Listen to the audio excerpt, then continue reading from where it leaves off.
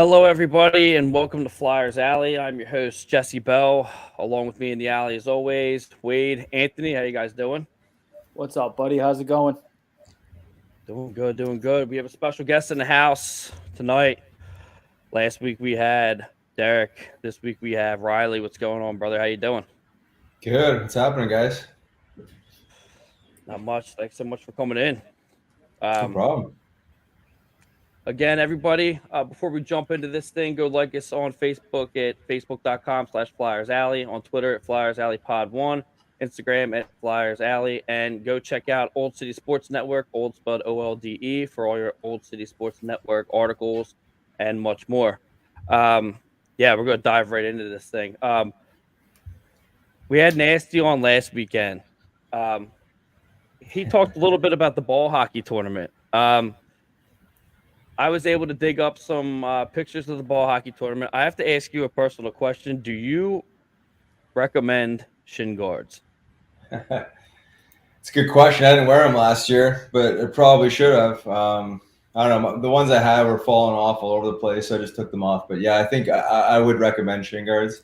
It's gonna take one hack to the shin, and you're gonna put them on. So I hadn't played ball hockey in eons, so I just wasn't overly prepared. So I guess toughed it out for the day.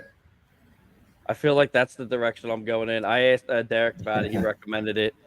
Yeah. I feel like I'd be running around and they would just trip me. So, that's kind of what was happening for me. Again, I think I just had the wrong set. They were sliding all over the place. I spent more time, readjusting the Velcro and all that shit. So I just took them off and played without. But I think going into the next or this year's ball hockey tournament, I'm going to get a new pair, because it's a matter of time before I get my shin smashed, and I'm going to be pissed and go back to it anyways. So I may as well just get ahead of it. I got lucky last summer for sure. It could be like the end for me. I told Derek to bring an ambulance because I'm absolutely going to pass out. Like I'm absolutely. Oh man, I almost died last year. I had run like that since I was. Yeah, I know it's serious, and the heat, man, it was no joke. I was feeling it for a couple weeks, I think. Yeah, we're all gonna die. We're all gonna die. Last time me and you did this, Anthony and Wayde weren't with me. I had another guy, Eric, with me. I want to definitely give these guys a chance to kind of fire some things off at you and have the privilege to do it last time. So, sure. Anthony, go for it, brother. Riley, what's up, buddy? Thank you so much for joining us here today. No problem. Anytime. My first question, I know Wayde and stuff we're going to talk about Torts, but free agency coming around the corner in the NHL. Cam Atkinson said it in his end of the year presser. They need more FU in their game. Torts is already kind of looking for more toughness on the team. A free agent to be Nicolas Deslauriers. Do you think he would be a perfect Flyer to sign here in Philly? Yeah, I love his game, and there's not too many guys left in the NHL that play his style. He's a perfect fit for Philly. I understand we have McEwen. This guy's an absolute gamer, and not just a gamer. He competes with the heavyweights of the league. So he knows his role. Great forechecker. Heavy on the body. He would be a great addition. I'm just not sure if they're able to have both of those types of guys. So we'll see. But yeah, I would love him on my team. He's just a guy that. He reminds me a lot of myself. He was just one of those guys that was absolutely fearless, and you go out there every shift to run somebody and be ready to fight, and it doesn't matter who it is, he's game. Well, I mentioned it to Derek last week. I mean, you look at that 2010 team when you guys went to the Cup. You had Carcillo, and you had LePerriere. So, I mean, hey, you can't have too many of these guys because, as we just saw in the playoffs this year, it's a much different game and it's a heavier game. Yeah, 100%. You know what? Guys like Lappy and Carcillo, they had more established roles than just being, Nick Deslauriers. And I don't want to, demean his role, but I think guys like Lappy and Carcillo, played in a little bit more specific role than just bringing the grit. I think having a guy like McEwen and Nick Deslauriers on the same team in this day and age, probably far-fetched, but who knows? I mean, Torts loves those types of guys. They're consistent. You know what you can get out of them. So maybe that's what we need. Maybe we just need another sandpaper type of guy. and again, that exudes what Philly's all about. I think from an energy perspective, at least trying to show you're trying to do the right thing to the fans, I think that would be a smart move. But again, at the end of the day, it's about winning games. They need to score more goals. But finding a power forward that can score and be heavy on the body are tough to come by. So we'll see how it plays out. But I would love a guy like that. Yeah, Wade, do you want to go? Back when you're basically not phased out, but leaving the Flyers to going down to coaching the Phantoms, how did you adjust to that?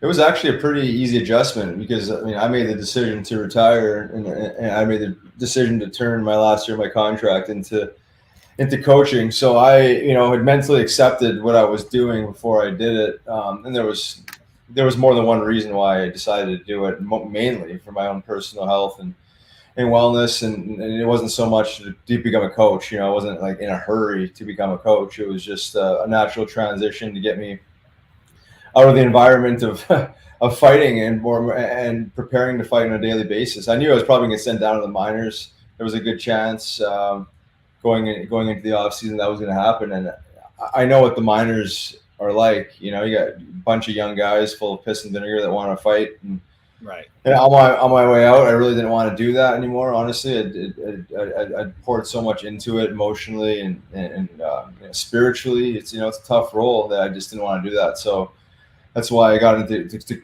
coaching. Was really the transition out of the game. So I could kind of like begin my healing journey and embark on that, as well as stay in the game and help coach guys, because I really enjoyed it. I mean, I wasn't too far removed, obviously, from some of the guys I coach. In fact, some of the guys I coached were older than myself. So it was a good transition for me. I just needed to get out of that environment of as hard as I was going on the ice, I was going off the ice. It was just I needed a break. I needed a mental break, and that's what I decided to do. Was just to get into coaching, to be on the other side of the fence, and to exit stage left, just to escape the party and start healing. Right. I got so we are live on Facebook and Twitter, so like people can interact with you. Brandon Paul says, "Hey Riley, question for you. What was it like playing against Torts when you guys played the Lightning earlier in your career?" Well, I mean, when I'm playing, I'm not really worried about the opposing coach. I mean, the only memory I really have of playing against him that was like somewhat involving me was when I fought Andre Waugh a couple times at home at the Wells Fargo Center. And the second time, this guy freaked out after they showed the replay of the fight, a dozen times on the Jumbotron.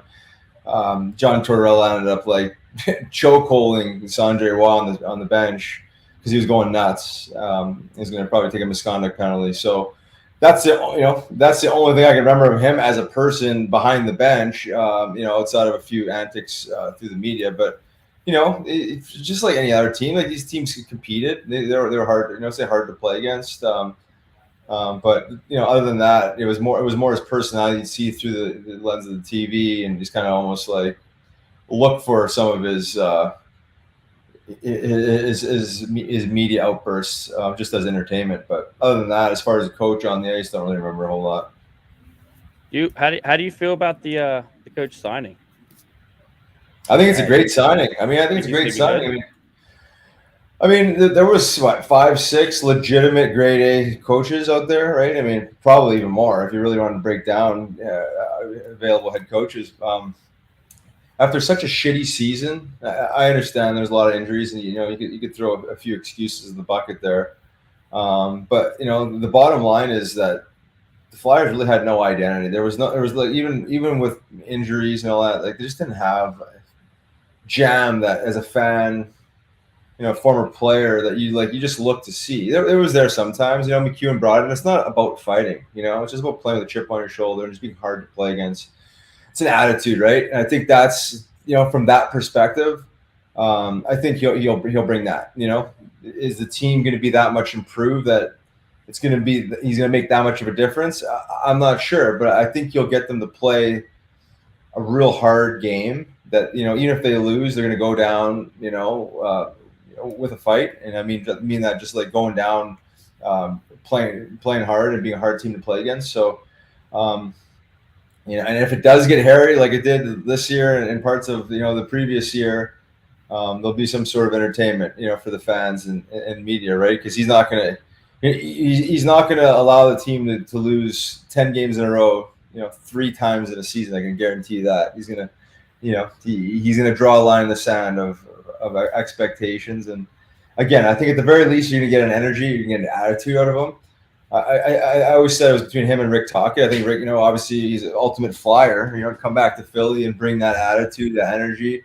But I think he's got it pretty well made there with TNT. So why the hell would you want to leave there and get, come to an organization like Philly right now and tarnish your reputation or you tarnish your legacy that you've created? So I think Torts is a great fit. I mean, the shelf life is short, like NHL coaches are. I don't see them being a Stanley Cup contender in the next 2 or 3 years. So you'll be fired before that probably happens, unless something magical happens with some of these guys and they just somehow find ways to win some games. But you look at the Colorados and Tampas and you go down the list of like those those top tier teams. Flyers aren't even in the ballpark, No.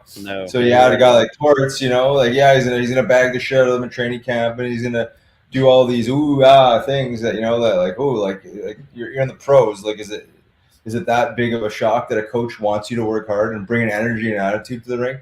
So this needs to come within. He'll instill it. It'll be noticeable that they're competing harder, but I'm not sure unless they sign some legitimate free agents and patch a few holes here, that they're going to be that much more competitive. It's got to stay healthy too, right? I mean, that's the biggest thing.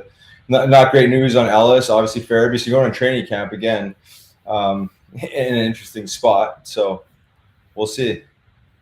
Yeah, Riley, one name that fascinates me with Torts coming in, and as you said, a lot of his antics in the media.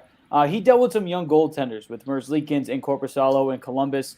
I just want to get your thoughts on how you think he's going to handle Carter Hart, because Hart came up in 18 halfway through the year. He's really had a stunted NHL career because of COVID and stuff like that. So last year was really his first NHL season. He rebounded from a bad year beforehand. Any concerns with the way he might handle another young goaltender? I just hope that in his time evolving as a coach that he's learned to let some guys be. I think if he does if he does a thorough investigation on Carter Hart as a human and as a high level performer, this guy is dialed in. I think some people just need to leave alone, not fuck with them. And I think coaches have a tendency to try and put their dirty fingerprint on players and get involved too much sometimes. So, I just think that he's had a bounce back year. I think he's trending in the right way. You said COVID, some squirrely years there. If there was a positive of this past season, I think Carter Hart's play, I think he was actually pretty good considering that, the squad in front of him. That being said, he's still young. That position takes time to develop. You look at, the actual goaltenders that were drafted to organization and actually, wrote out their careers in a city. You got to throw this guy a bone. You got to let him be, and you got to just you got to show that you believe in him, and he's the number one guy. I think he does enough on his own with the goalie coach, and on his own, just ripping through video and all the stuff he does with the mental health coaches and all that stuff. Like, just let this guy perform and try and try and help beef up the D core in front of him, and play a little sounder defensive and help this guy out a little bit.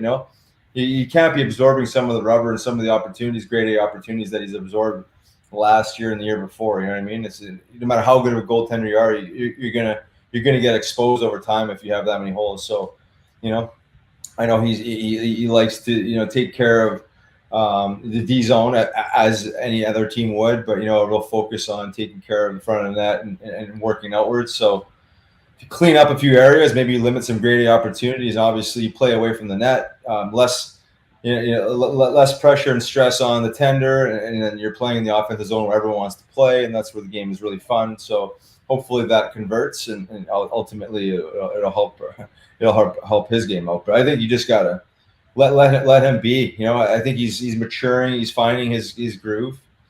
It's too much interference from coaches can be a distraction, honestly. What do you think about the signing of this Ivan Fedotov to back up Hart? Honestly, I don't know much about him.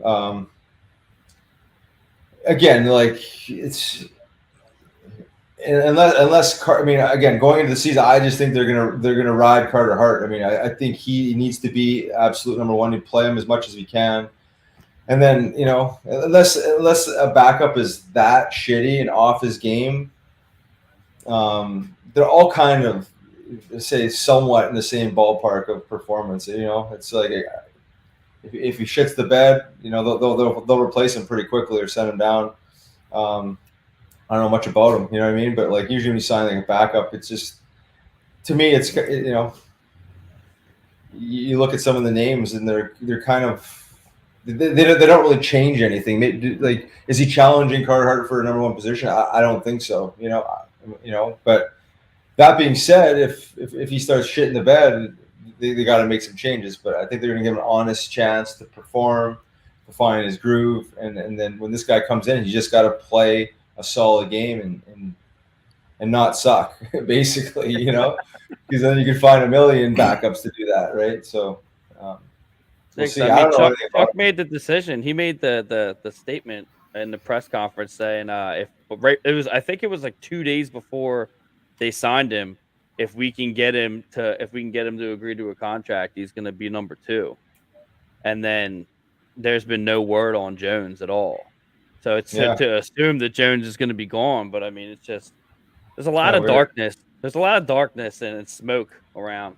A lot of changes that need to be made, I feel. Yeah, it could be one of those like fake promises. I've heard these before where he promised guys the world, playing time and this and that, and when time comes, it's all about performance, right? So you can lure a guy by telling them something, but if they don't rise up and meet the expectations of the coach and organization, they'll slowly fall back into a lesser role and slowly fall back into that unhappy state of getting the agent call the GM and what the hell happened, and so come back to the performance, right?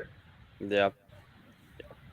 Wait, if you got something, I got one after you guys in the crowd. All right. You brought up with the defense being spotty.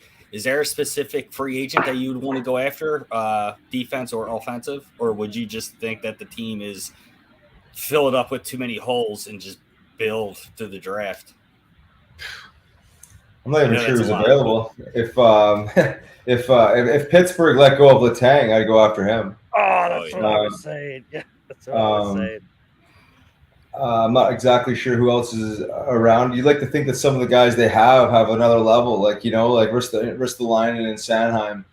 Talking about them this morning, like I think when they were good this past year, they were actually really good. I think if these guys can through this offseason grow a little bit, mature. Obviously, everyone was expecting Ellis to be back, so then you have that 1-2 that everyone had planned on happening going into last season.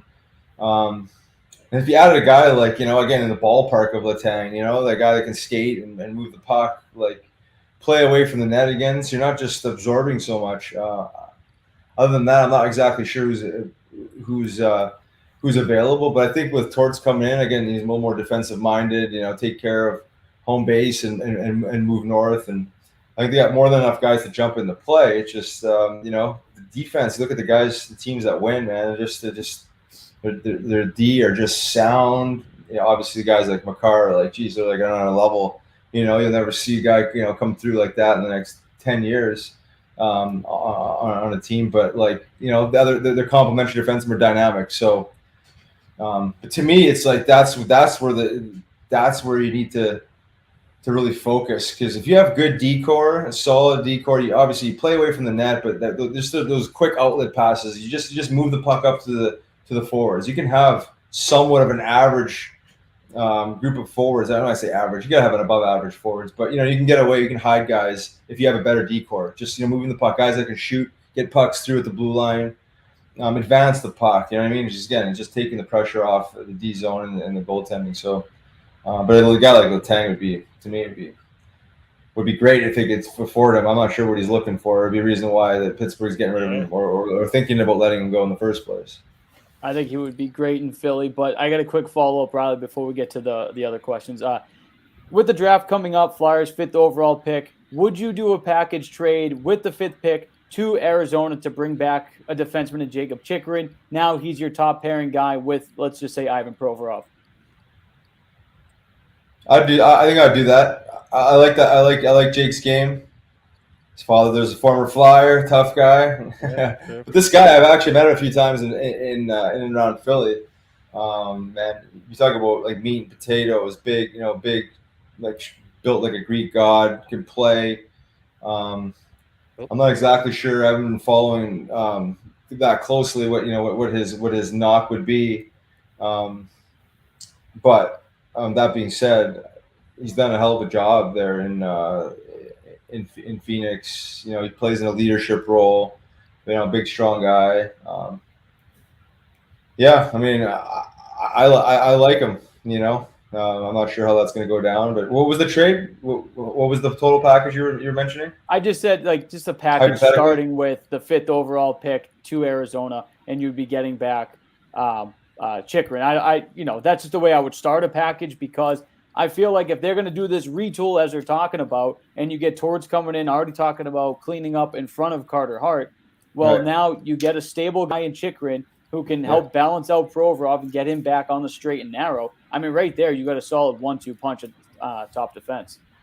I agree. I think Provy's always been at his best. You go back to 2 years ago. When he has the luxury to know he can jump up in the play and be offensive and carry the mail and know that someone's taking care of him and sagging back and being more responsible. I think Chychrun would be that guy. I think Provy just needs that partner that brings him that confidence where he can, not just survive, but like thrive and play his game and, be a little more offensive and jump into more holes and not have to worry so much that he has to do both jobs, which he wouldn't be anyways. Shouldn't be, but knowing that in the back of your mind gives guys confidence. So I think having someone like that, whether it's Chychrun or I'm not sure again who would be available. Now you're talking about a trade, but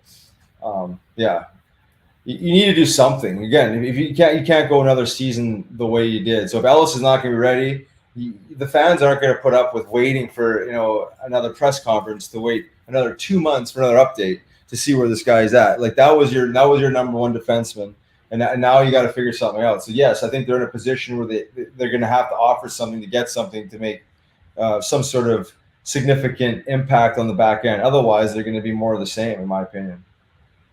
I'm a huge fan of the Letang thing. Huge fan of the Letang thing. I don't know how the fans would go about that though. I could be very. Dude, they welcome Max Talbot to town. I was gonna say, that's true. But Max Talbot does everything though. He gets in the rough stuff. He gets in the corners, kills penalties. He's a fighter every once in a while. Letang's has been a nightmare for the Flyers. Yeah, he's a chippy prick. The entire time he's been there, though. Especially him chirping Hartnell a couple of times. Right. Fans are pretty forgiving. If he comes here and he produces, all the boo birds, all the haters, eventually will go away, right? Or they're just going to be miserable pricks at home anyway. So let them be. But again, Max Talbot, he was more of a pest in my opinion. I understand he only played there half the time that Letang played in Pitt, but nonetheless, he was what think of like a pesty penguin, right? And the Flyers embraced them. I think Letang is a better player. He's in a different dimension of type of player, more of an impact player. So if he's, if he comes in and produces and it brings energy, what could you be hating on? If it's about winning and competing and scoring goals and all that, like if he's doing that or helping contribute, should be you think that the fans should be happy and supportive. But we'll see if that's even an option. I'm not sure what kind of money he's looking for. I think what I heard with Malkin, they offered him 3 years, $7 million a year for $21 million. I'm not sure exactly what if if they even made a formal offer to Letang or not. But it's all about how much money this guy would be asking for anyways. Riley, if I could just jump back a little bit over to your playing days. Obviously, this season, the Flyers, they get rid of Claude Giroux, their captain for a long tenure of time. Your captain when you were with Philly, Mike Richards, one of my all-time favorites. I love the way he would lead on the ice, right? Like, it didn't always have to be a goal. It could be a hard shift, a big check, a fight. I mean, we saw in 2010 in that playoff series against Boston, he had the big hit on Krejci, breaks his wrist, and it all turned around. Just if you don't mind, talk about the two different styles of leadership from Richards over to Giroux. Well, it's two different types of players, both, I would say in elite categories, right? I think Richie was just obviously more of a grunt worker, hard nosed, say power forward type, player, right? I mean, he to your points there, he did everything, right? He blocked shots, he'd fight, he'd hit, heavy back check, and just crazy like effort plays, just like what you'd expect out of a leader. G does a lot of the same things. If you look in the weight room in the Flyers skates, and he comes to training camp in shape, high skill, like high hockey IQ, passing ability. I'm not sure how many guys you'll see in your lifetime that can pass like him. Peter Forsberg. You might throw a few guys in that bucket of guys that have vision like G does. Just a different type of leader, right? I mean, he cared just as much as Richie, but just the way they expressed it and communicated it, it's just different. It's just different styles, right? Both not very vocal guys, right? Richie was never a vocal guy in the locker room. He just like led by example. He'd always show up. G, I mean, still, in my opinion, the most consistent Flyer. Like, yes, he had his off nights, but like G to produce and keep up point production and do all that, like it's just he led by example. He was just in a different way. He's still a quiet leader, but like they both really, really cared. When shit really got, when shit really hit the fan, they obviously would step up like any leader would. But both elite players, just different style on the ice, and different style of leader off the ice and on the ice. But both more reserved guys. Even like I look back at some of the, even other captains I had, like Jason Smith, man, like absolute warrior. Didn't say that much, but like you look at the guy, he's cut open here. He's just bleeding. His arms like hanging off by a thread. Like this guy is just like he's going to battle for you guys. Like, it's hard not to compete for this guy, right? Didn't have to say a whole lot. I'd be like, okay, Gator, we got it. It's like we got to be better. So, both amazing guys. I love them both. Just different style, different personality. Would you name a captain for this season, or do you think they will name a captain, or would you want to see them almost make somebody earn the captaincy? Well, I think you got to give it to Cote, don't you? I mean, this guy's been a Flyer for however many years now. He plays both sides of the puck. He's evolved. He started off as a real defensive centerman. To come out and play in the NHL at 19 years old and take on that type of role. There's leadership qualities in Cote. Again, really quiet guy, right? I mean, Cote is not a guy that's going to be rah-rahing it up and banging the drum in the locker room. But he shows up every night, Yes, he has his off nights like everyone does, but I feel like Cote's night in, night out shows up. And again, if he's not scoring, he's always doing something that, the average fan may not see. But on the defensive side of the puck, he's responsible. He's thinking. He's a reliable player. So I'm not sure who else. I mean, a guy like Scott Lawton could be up and running, but I'm not sure. I'm not sure he's quite there yet. To me, Coots, but who knows? That's just the way I see it. I've been big on the culture of just the franchise in itself, and I obviously don't want to say anything that any spicy things that might be controversial or anything. I don't want to get you in trouble or anything. But do you think that I've been following pretty heavily the Lindy Snyder comments on Twitter, and I did see that you were tagged in that. I know you guys are business partners of sorts. I asked Derek this. How do you think it would be if Lindy Snyder took over the team and bought the team? because that's been floating very subtly, but it pops up every couple weeks.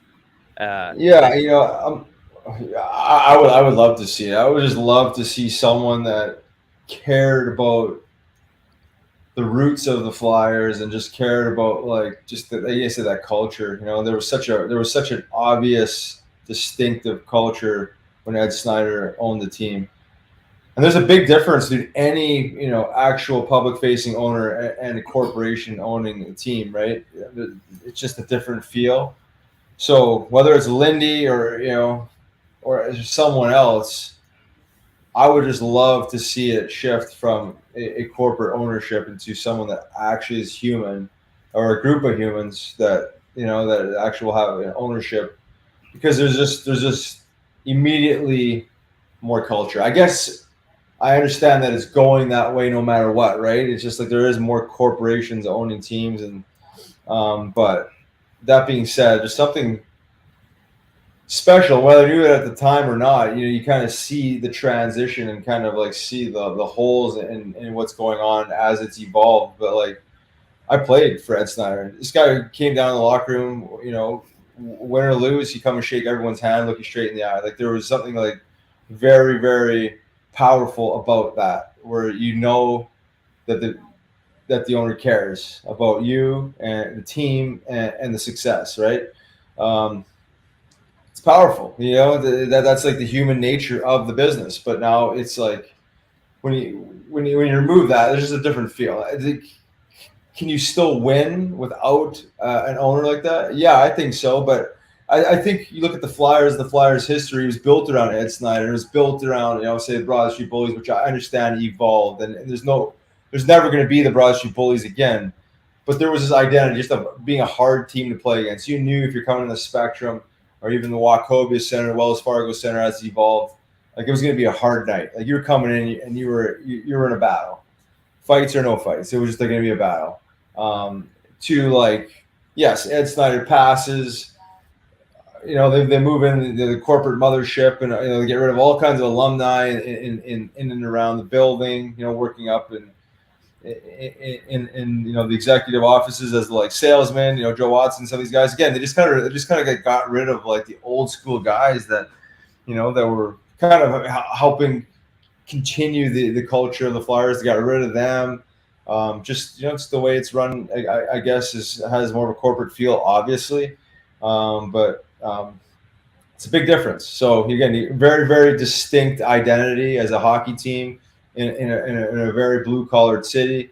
To like a lot of fans I talk to are like, well, what the hell happened to the Flyers? And it's like, well, do you have a few hours to sit down over coffee? Because this is it's pretty deep. It's not just a simple fix, but culture, man, it's powerful, and building around something like that is powerful. So they're gonna have to find a way to create a new identity, kind of bring that culture back, obviously in a modern day fashion. Like, I'm not suggesting we go back to the Broad Street Bullies, because that's obviously never going to work. But the energy the Broad Street Bullies represented and brought to the rink every night was powerful, right? And then you go into like the next era. The Flyers are always known as the hard team.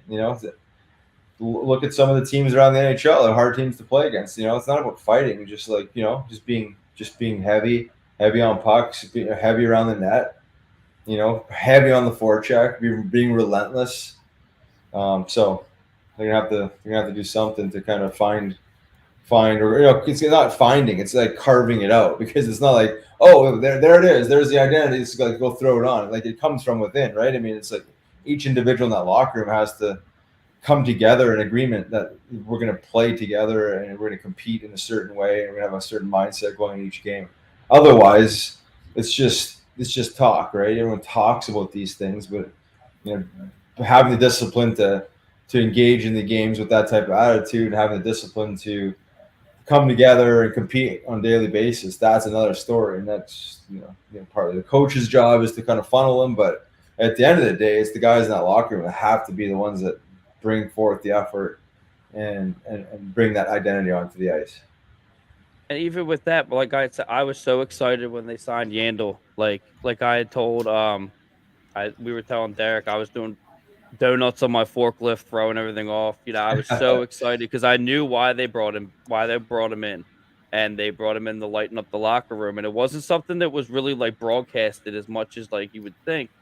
Um, but the culture has to change, and I mean, it's just it definitely, because I grew up. Obviously, I'm there. I'll be 36 in November. Grew up with Legion of Doom. Jody Shelley. Grew up with like I was saying, Jay Rosehill, Brashear, you. It just that was a great time for hockey. But a lot of people my age that are getting into hockey now are like don't even understand that like the spirit of the city has been taken away. And Right. me and Anthony had the pleasure of talking to Jimmy Watson 2 weeks ago. Talked to Derek, talking to you about it, and we're going to talk to Joe about it probably next week, and Dave McIsaac at some point. And I feel like you all are going to say the same thing: is that if she were to buy the team and that would happen, regardless, just someone. Actually, Jim Watson said he wished a bunch of you guys got together and just bought the team. And Yeah, I mean, yeah, that would be nice. That would be. I think, however it looks, it's just a group of people or a single billionaire, whoever it is that act. Obviously, to buy a team is not just for a tax write-off. They would actually have to care right. to do something like that. But I think that's what it takes. And it's an energy behind something, right? It's an intention behind something. They would want to do it because they want to they want to help the team win, right? And support something they believe in. So. It would be a beautiful thing. I think certainly the fan base could rally around that type of thinking. I think that's why it's a big thing for everyone. But me, I'm a huge fan of McEwen. Right when he came Yeah, in, I mean that's the type of player I like. I love the Ice Guardians. I love the Enforcers. It's the blue collar hockey player that I grew up watching. But not even just the fact that he fights. He defends his teammates. They played a little bit at the beginning of the season. They played a little bit different, and then it just kind of fell apart a little bit with that. I'm not saying it's his fault at all. Like I said, I'm a big fan of him, but I feel like you have to bring that back at some point. And you got to re-sign him. I mean, you have to have yeah. McEwen back at least. I mean, You have to. You have to. I mean, again, he was, right up there with Carter Hart is probably the two highlights of this year. Honestly, I liked him. I think he's improved. I think his attitude continues to get hungrier. I think he's kind of been new in this role too, right? Yeah, I didn't think he fought a whole lot before he come to Philly. I think he realized coming to Philly, you have to fight more and fight some bigger dudes, and take some beatings, give some beatings, learn the job a little bit more. And I think he embraced it.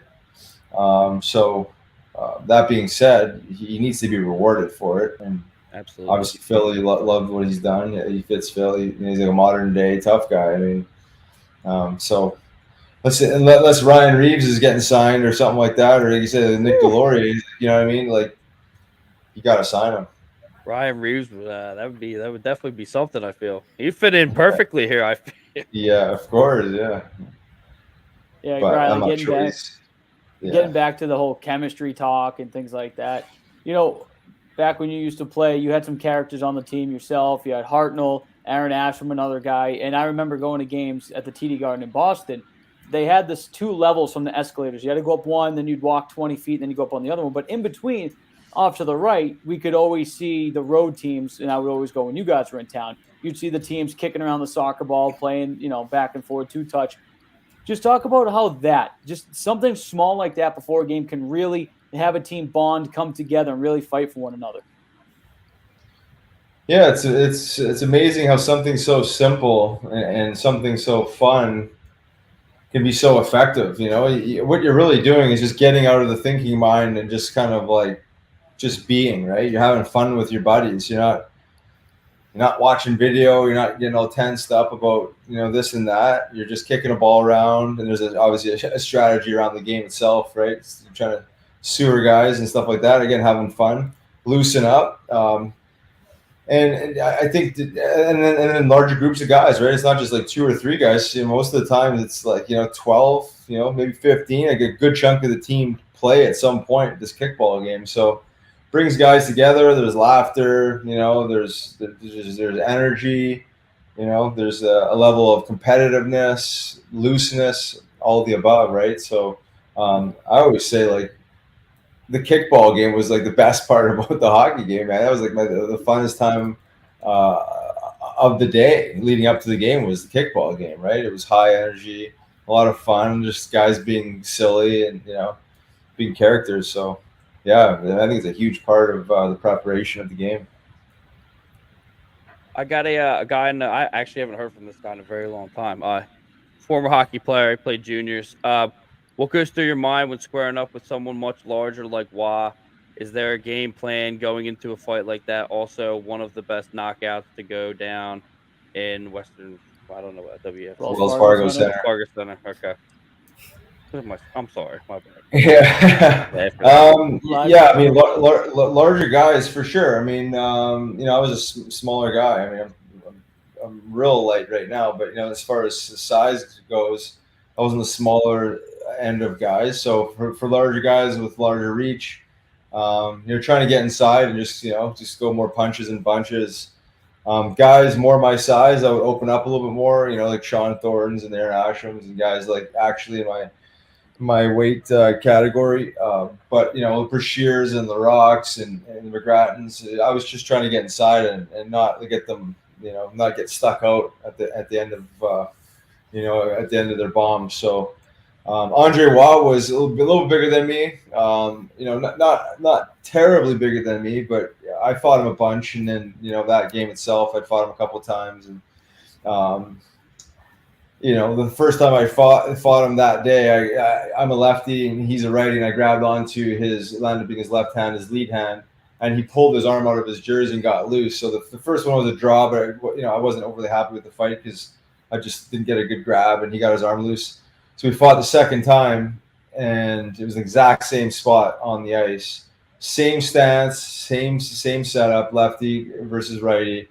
Same lead hands like poached out there. So I grab it and he tried to pull his hand out of the jersey and I just let go and his arm got caught. And that's the fight he's referencing is when I went in and tagged him with a couple bombs. But that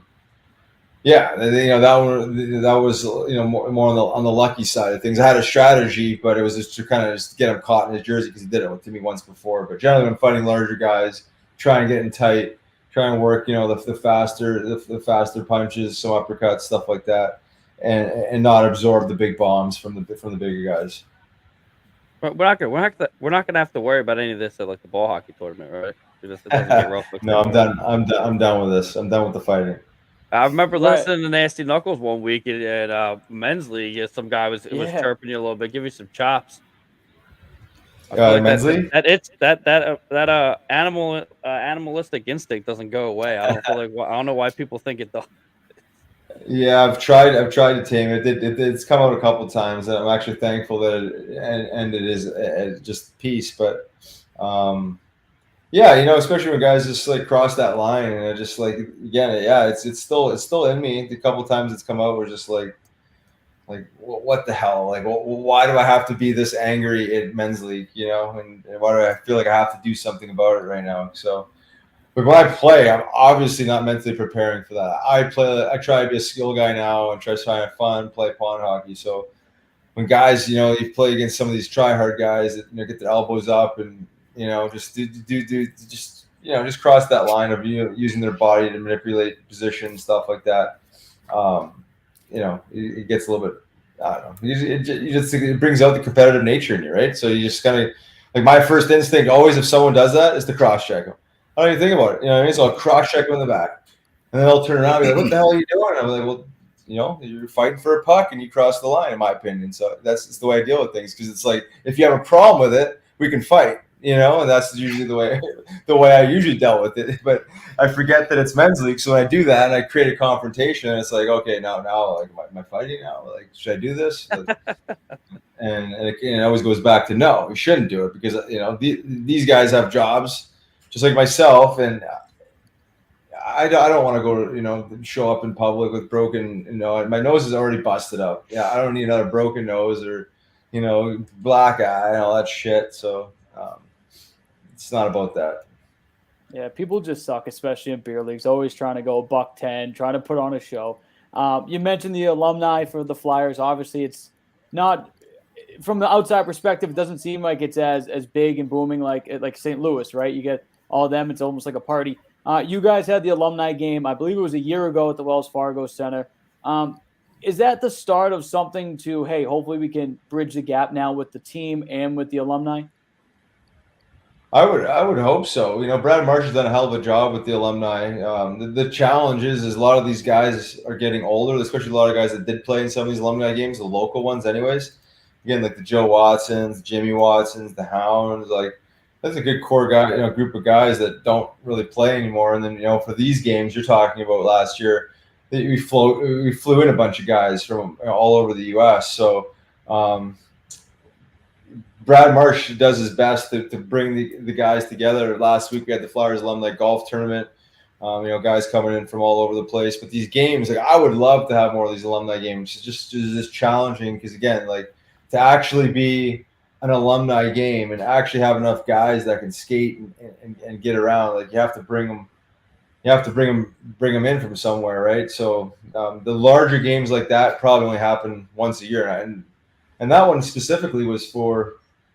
Who was it? Was it Paul Holmgren or I think it was specifically for one of the Flyers. It was. So there was something behind that specific one, but I know they've done them in Reading and they've done them outdoors, and they try and get the guys together as much as possible, but it's just not that easy. I would like for it to be a little more often, honestly. But Brad Marsh all together, all around with the Flyers alumni, just does a hell of a job of putting together just alumni events. But the on ice ones, I would love more of for sure.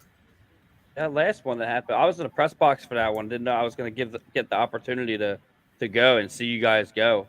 You and Upshaw had a night that night. That was pretty. Yeah, that's pretty right. exciting. The Updog.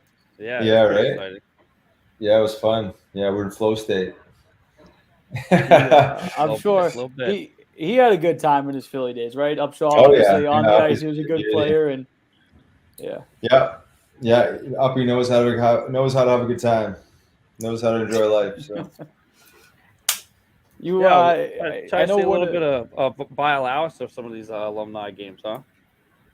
What's that? Bring Frankie back? Yeah, bring him back a little bit. He tells us stories all the time about I think it was a men's league, or was it alumni? I think it was an alumni in Voorhees that he lost it a little bit because someone slew-footed Watson or something like that. I forget what it was. But, I forget the story too, but I've heard that, and there's been a few incidences with Frankie, because he really has no off. He has no off switch, but he's fun. He's fun to be around and fun to watch. He gets to the red line and just bombs slappers, high heat, because he's just obviously not in great skating shape anymore, So he's a funny guy. He's a funny guy, yeah. One of your former teammates, Scott Hartnell, just talk about what he would do in the room just to keep things light for the guys. Hart's just the way he carried himself. It was just like everything was light, right? He's always joking, busting on guys. A lot of pranks too, right? I mean, it was whether it was him actually pulling the prank or guys getting Hartsy back.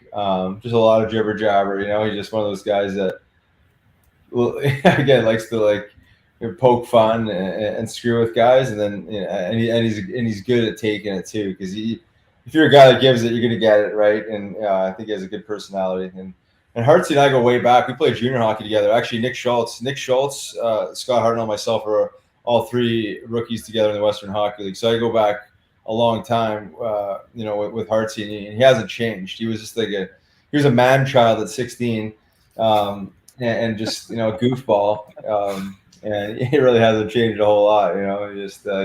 He's more mature looking, but I think he's the same guy. So just light, like to have fun, and a hell of a hockey player. He was a guy that showed up and competed every night and had an identity, and just brought it. But just a good guy around the locker room. Just never took himself too seriously.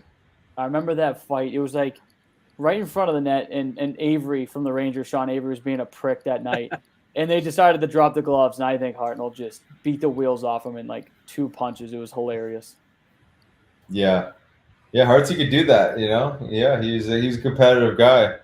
Didn't fight a ton, but he would show up and he'd swing. He's an athlete and he could hold his own. But yeah, I liked Hartsy's style, man. You should have seen him in junior, man. He killed guys, like just crushed guys with big hits, and have guys challenge him. But yeah, man, he was just just the power forward that could produce offensively. He played in the NHL when he was 18 years old. I mean, he's a 7th overall pick. He's like legitimate NHL hockey player, and found his role. Philly was a good fit for him because he's in Nashville for so long, and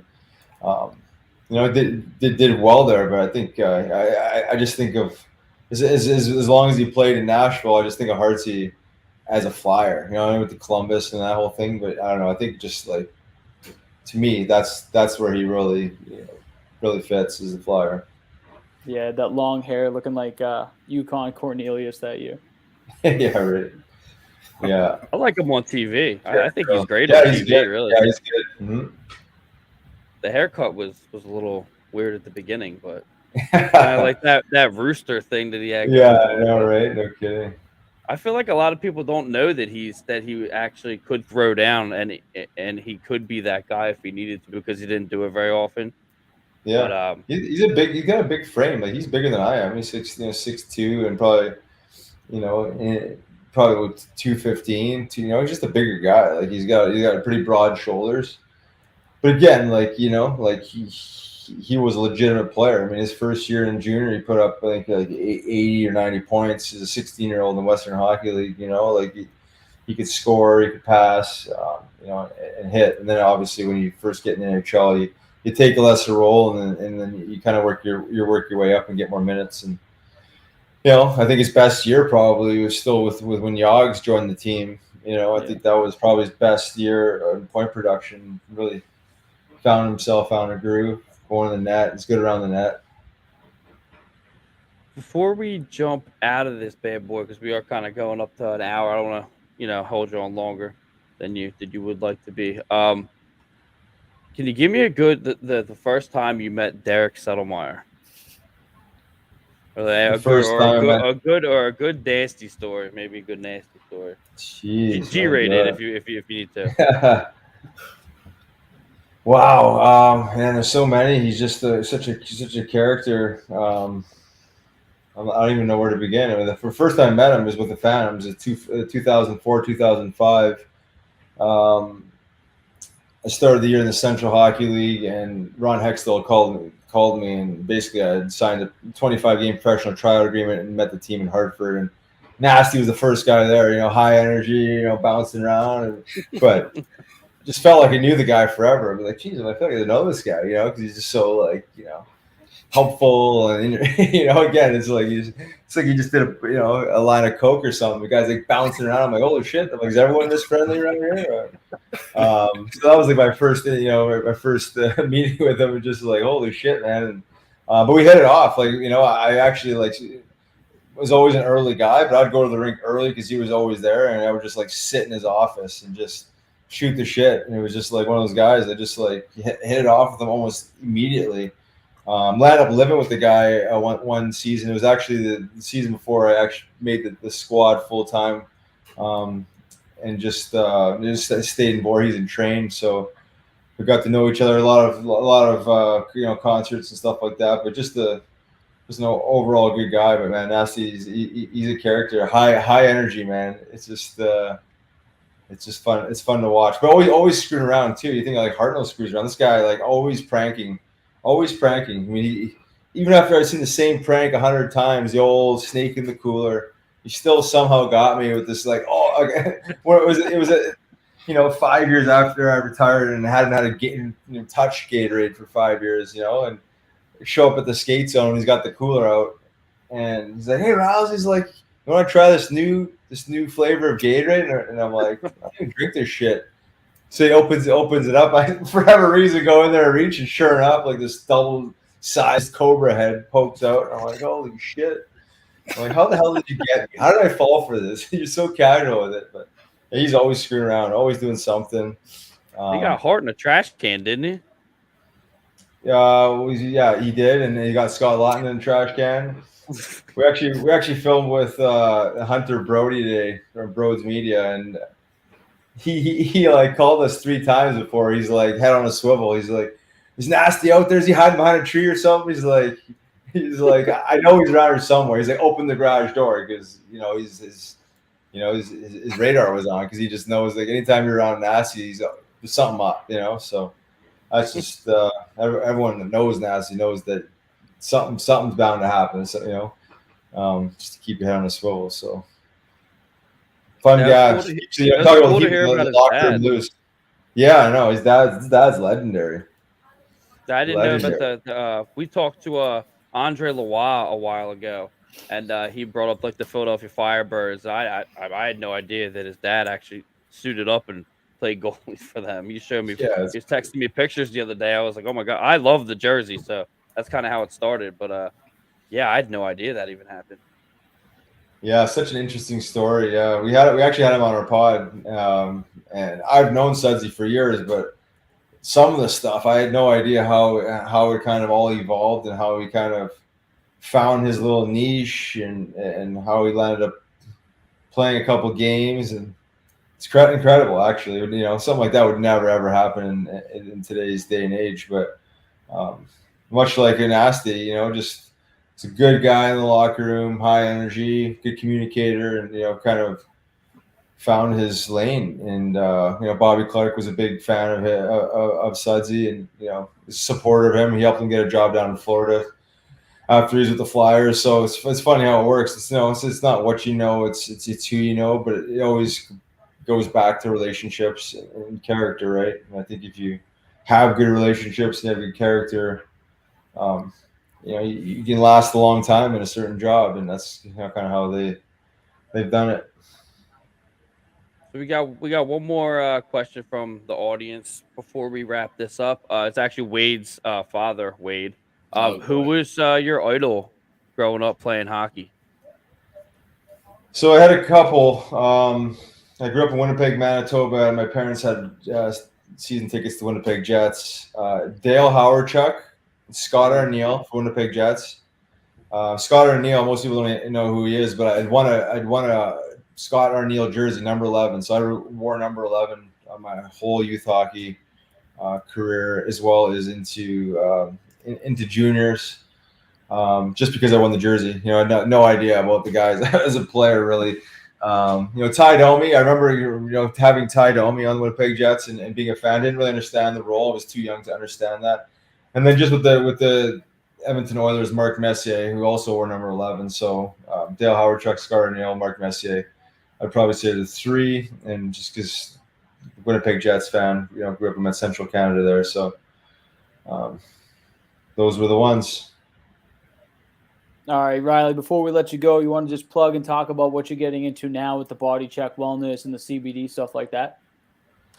Yeah, so we've been doing this for quite some time. Hemp-derived CBD and functional mushrooms. Just, everyday, daily maintenance, right? I look at these things as dietary essentials, daily supplements, however you want to look at them. But just optimizing the body. It's all about just general wellness, feeling better, managing stress, managing anxiety, sleeping better, pain management, all the above, and they're all connected. So as we know, the cannabis plant has been an amazing tool for healing, specifically pain and anxiety at the proper doses. And then some of these functional mushrooms complement the cannabinoids and have their own healing components to support what the cannabinoids are doing. So we've been doing this for some time. I call it like, the world of recovery, right? Whether you're working a 9 to 5 or you're an athlete, we're all recovering, and sleep is obviously the spine of that. And I understand that most people don't sleep great, and that's where you're healing. So a real strong emphasis on sleep and recovery. And Bodychek Wellness, bodycheckwellness.com. Also, with that being said, remember everybody, go to www.bodycheckwellness.com and enter promo code OCS in all caps for 25% off your hemp-derived CBD needs. Riley, thank you so much for coming on, man. I appreciate it so much. Good culture talks, everything. Anytime you want to come back in, you're always welcome in the alley. And we will see you whenever we get a date for the ball hockey tournament. Yeah, we're going to pull a prank on Nasty when we all come out there. We're going to get him. 100%. I'm going to be dying in the corner. I don't know how I'm going to run up and down this.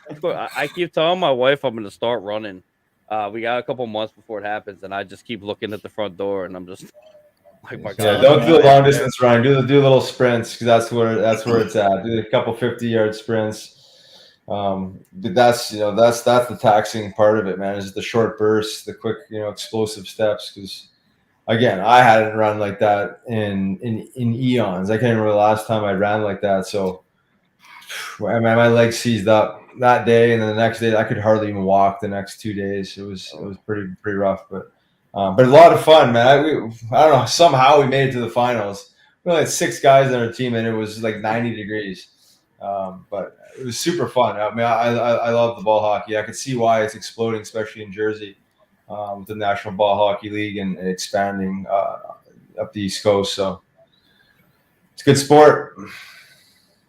Yeah, and with that being said, like I said, thanks so much again for coming on, Anthony, Wade. Thank you for always joining me in the alley, and that is I almost called it Bodychek. That is Flyers Alley.